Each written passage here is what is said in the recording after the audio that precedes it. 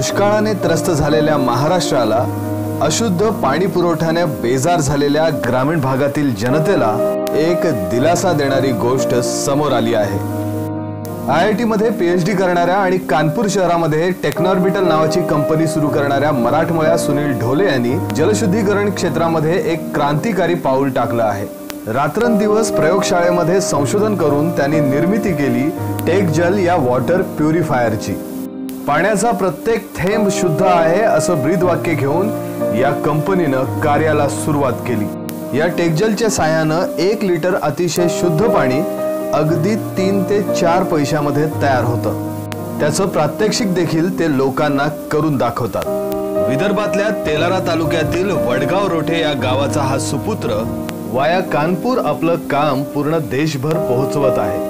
आपल्या कष्टाळू सहकाऱ्यांच्या जीवावरच त्यांनी इथपर्यंतचा प्रवास केलेला आहे असं ते कबूल करतात।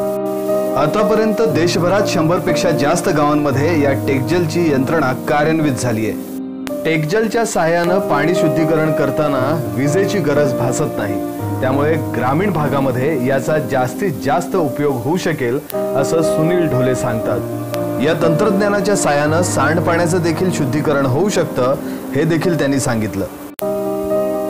टेकजलच्या साहाय्यानं आतापर्यंत ते गावामध्ये, मोठ्या संस्थेमध्ये, एखाद्या सरकारी कार्यालयामध्ये पोहोचले होते, पण आता टाटा बरोबर त्यांनी केलेल्या करारामुळे घराघरात पोहोचणार आहेत।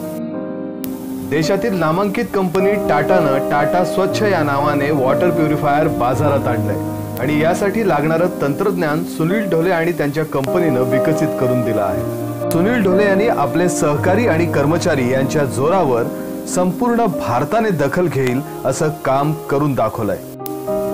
डॉक्टर सुनील ढोले यांच्या कार्याला आमचा सलाम। माय कोकण, रत्नागिरी।